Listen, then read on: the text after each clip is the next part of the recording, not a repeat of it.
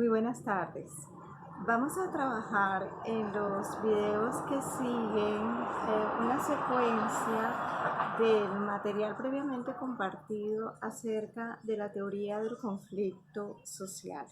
Entonces, en este primer video abordaremos algunos aspectos relacionados con el concepto de conflicto.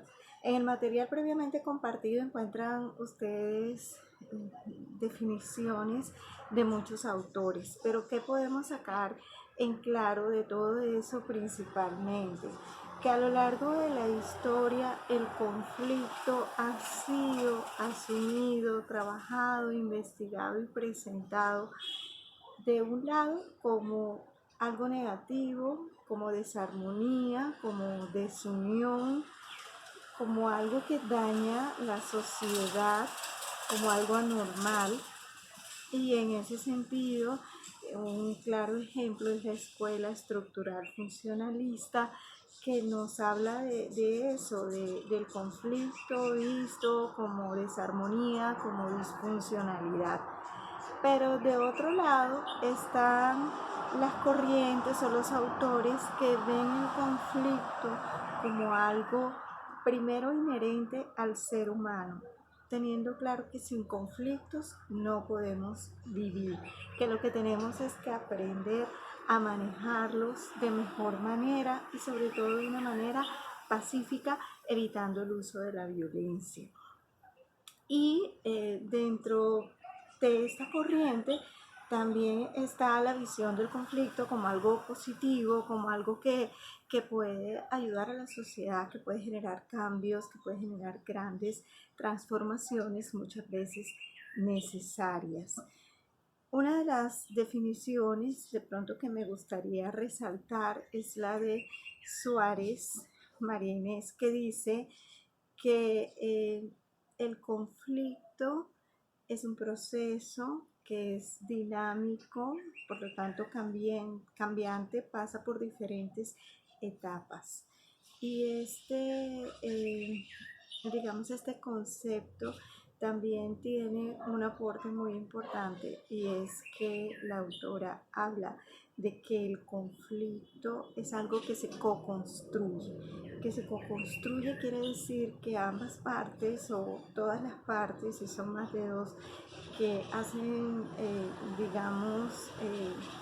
que tienen un papel protagónico en la trama del conflicto, todas de alguna manera han ayudado a la generación del conflicto o al menos a su mantenimiento. Esto no es fácil de aceptar porque casi siempre, sea en etapa previa a la conciliación o en la conciliación, nosotros vamos a encontrar que cada una de las partes culpa a la otra, proyecta en la otra la culpa del origen del conflicto, por así decirlo. Sin embargo, es algo importante, y en la medida en que los actores acepten que tienen responsabilidad en el surgimiento, en el mantenimiento, en el crecimiento del conflicto, es más fácil que asuman también una responsabilidad en su solución. También nos hablan otros autores de los que pueden encontrar allí en el material compartido, como José Luis Torres.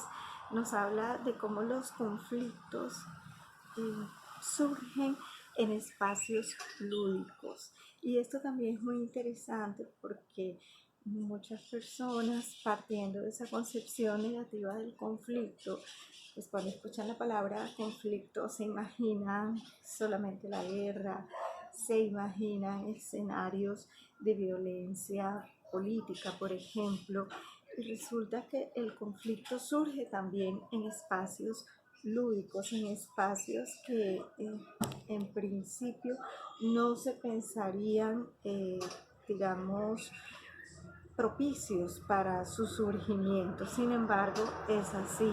En espacios lúdicos como un evento deportivo, un partido de fútbol, por ejemplo, puede surgir el conflicto, y como consecuencia del conflicto se pueden presentar hechos violentos. De igual manera, puede ocurrir en una fiesta, en una celebración. Entonces, eso es importante tenerlo en cuenta. Y es importante también el aporte que hace Víctor Frank al estudio del conflicto, y él nos habla de que cada conflicto que nosotros enfrentamos en la vida tiene un sentido, y que lo importante es buscar ese sentido, ese aprendizaje de pronto que puede derivarse del conflicto que estamos viviendo, y no quedarse solamente con sí, tenemos un conflicto, hacemos parte de un conflicto, pero bueno, ¿qué sentido tiene esto? Y este es otro concepto que quería destacar. Por último, van a encontrar ustedes también allí una referencia a cómo asumen o cómo explican los conflictos algunas ciencias sociales. Y entonces vamos a encontrar, por ejemplo, para el derecho, cómo se explica el conflicto a partir de la violación de los derechos humanos. Se dice que el conflicto surge cuando hay una violación de los derechos humanos, o cuando hay un incumplimiento en los contratos y en las obligaciones y deberes que de los contratos se derivan, por ejemplo, o de las relaciones jurídicas se derivan. Entonces, es la explicación o la visión que el derecho tiene del conflicto. Pero para la psicología, por ejemplo, se explica el conflicto más a partir de las diferencias de percepción que tienen los seres humanos. Cada uno de nosotros percibe el mundo de manera distinta, de manera diferente, y esto tiene que ver generalmente con nuestra historia de vida, los posibles traumas que nos hayan quedado, de las distintas etapas por las que vamos pasando, niñez, adolescencia, edad adulta, etcétera, nuestra ideología, nuestros prejuicios y estereotipos, la educación que hayamos tenido, en fin, cada uno tendrá una manera de percibir a la gente, de percibir las situaciones, y eso puede llevar en un momento dado a enfrentamientos, a choques de intereses, a contradicciones que podemos llamar conflicto. Y por otro lado, para la economía, casi siempre el conflicto tiene que ver con un asunto de manejo de recursos, bien por la escasez. Cuando hay escasez de recursos, aparece el conflicto, obviamente, porque hay unas necesidades probablemente no satisfechas, y entonces se pueden presentar enfrentamientos, reclamos, vías de hecho, saqueos, por ejemplo, disturbios. Entonces, ante la escasez de recursos para satisfacer una determinada necesidad, sobre todo cuando se habla de necesidades básicas, pues surge el conflicto. Pero también cuando hay abundancia de recursos, el conflicto puede surgir por la manera como se invierte, por la manera como se trabaja con esos recursos, cuando no se da cuenta de las inversiones, o cuando las cuentas no son claras. Entonces también pueden surgir desacuerdos en una sociedad, por ejemplo. Y bueno, para la sociología, viéndolo desde el punto de vista sociológico, podríamos decir que los conflictos también se pueden explicar por las transformaciones y los cambios sociales, los cambios que va teniendo la sociedad. Y esas transformaciones o esos cambios no se dan de manera homogénea, no se dan de manera simultánea, no son deseados por toda la población de manera simultánea. Entonces, mientras parte de la población o parte de la sociedad puede querer un cambio en un sentido, en las relaciones familiares, en determinada norma, en lo político, otra parte de la población no lo quiere, y eso puede llevar a un enfrentamiento desde lo ideológico, incluyendo también lo religioso, por ejemplo, o lo normativo. De allí que se presentan conflictos sociales, y ciertas instituciones no se transforman de la noche a la mañana ni se transforman por decreto porque salió una norma, sino que es con el tiempo que esas transformaciones se van dando.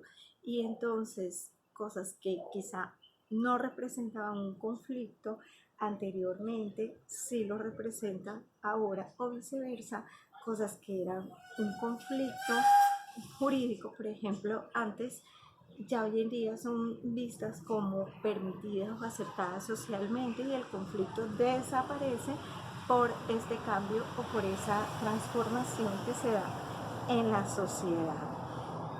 El último, digamos, aspecto de esta primera parte de la teoría del conflicto, pues sería la estructura de los conflictos, y esto es importante.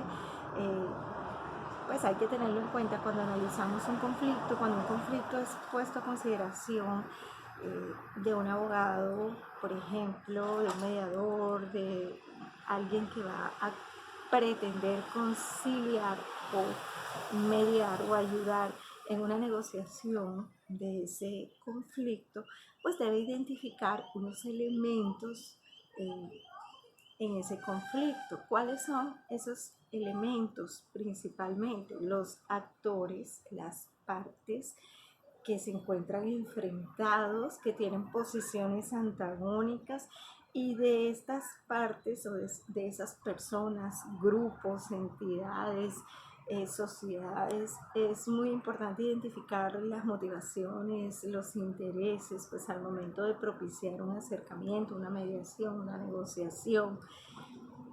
Por eso es importante conocer a los actores, identificar sus necesidades e identificar sus motivaciones también. En el caso del contexto, que sería el segundo elemento constitutivo del conflicto, pues allí están como todas esas características o todas esas circunstancias que rodearon el conflicto, o las situaciones, ¿verdad? Eh, relacionadas con la cultura, todo lo que podríamos llamar lo contextual del conflicto, el contexto social, político y demás en que se da el conflicto. Tenemos en tercera instancia, los hechos, donde podemos identificar las causas, y estos hechos pueden ser actuales o remotos. Actuales, los que de pronto han sido detonantes, han llevado a las personas a una comisaría de familia, a una inspección de policía, a la fiscalía o al centro de conciliación, que son esos últimos hechos que han llevado a las personas a pedir ayuda para solucionar el conflicto. Y los remotos, que serían los antecedentes, quizás las causas más profundas del conflicto. Y el cuarto elemento o aspecto a tener en cuenta, o que debemos identificar, es el sentido o la versión de cada una de las partes, lo que cada una de las partes piensa del conflicto, su versión, que es también muy importante. Y hasta allí la primera parte de la teoría del conflicto.